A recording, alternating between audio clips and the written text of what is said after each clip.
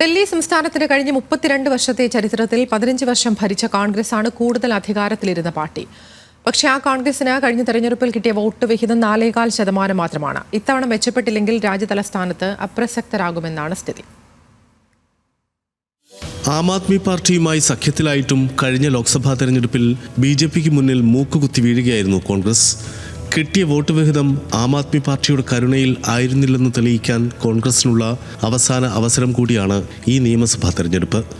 2020 4.4% നിന്ന് കരകയറുമോ എന്ന ചോദ്യമാണ് കോൺഗ്രസ് നേരിടുന്നത്. ഡൽഹിയിൽ കോൺഗ്രസ് എത്ര അപ്രസക്തരായി എന്നറിയാൻ രണ്ടു പാർട്ടികളുടെ തീരുമാനം നോക്കിയാൽ മതി.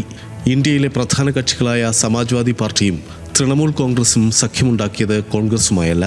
ഇരുവരും ചങ്ങാത്തത്തിലായത് ആം ആദ്മി പാർട്ടിയുമായാണ്.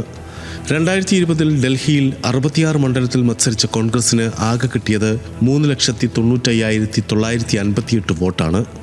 63 മണ്ഡലത്തിലും കെട്ടിവെച്ച കാശും പോയി. ഭരണം പിടിച്ച ആം ആദ്മി പാർട്ടിക്ക് 49 ലക്ഷവും രണ്ടാമതെത്തിയ ബിജെപിക്ക് 35 ലക്ഷവും വോട്ട് കിട്ടി എന്ന് അറിയുമ്പോഴാണ് കോൺഗ്രസിൻ്റെ 3.95 ലക്ഷം എത്ര നിസ്സാരമാണെന്ന് മനസ്സിലാവുക. ആം ആദ്മി പാർട്ടിയുമായി കോൺഗ്രസ് സഖ്യത്തിലായ കഴിഞ്ഞ ലോക്സഭാ തെരഞ്ഞെടുപ്പ് 7 സീറ്റിൽ 4-ൽ ആം ആദ്മി പാർട്ടിയും 3-ൽ കോൺഗ്രസും മത്സരിച്ചു.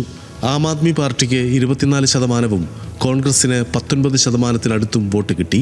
രണ്ടും ചേർന്നാൽ 43%. ആ ഒന്നിച്ചു നിൽക്കൽ നിയമസഭയിലേക്കും ഉണ്ടാകേണ്ടതല്ലേ എന്നാണ് ചോദ്യം. വിട്ടുവീഴ്ചകൾ ചെയ്ത് ഇരു പാർട്ടികളും സഖ്യമുണ്ടാക്കാത്തതെന്ത് എന്ന ചോദ്യത്തിൽ പ്രസക്തിയില്ല. 2013-ലും 2015-ലും കോൺഗ്രസ് വിരുദ്ധ തരംഗത്തിൽ കുതിച്ചുയർന്നതാണ് ആം ആദ്മി പാർട്ടി. 2020-ൽ 70-ൽ 62 സീറ്റ് പിടിച്ചതും ഒറ്റയ്ക്കാണ്. ബിജെപിക്ക് കിട്ടിയ 8 സീറ്റല്ലാതെ മറ്റൊരു കക്ഷിക്കും ഒന്നും നേടാനായില്ല. ഇവിടെ സഖ്യമുണ്ടാക്കേണ്ടത് കോൺഗ്രസിൻ്റെ മാത്രം ആവശ്യമായിരുന്നു. 1993-ൽ സംസ്ഥാന പദവി കിട്ടിയ ശേഷം ബിജെപിയാണ് ഡൽഹിയിൽ അധികാരത്തിലെത്തിയത്.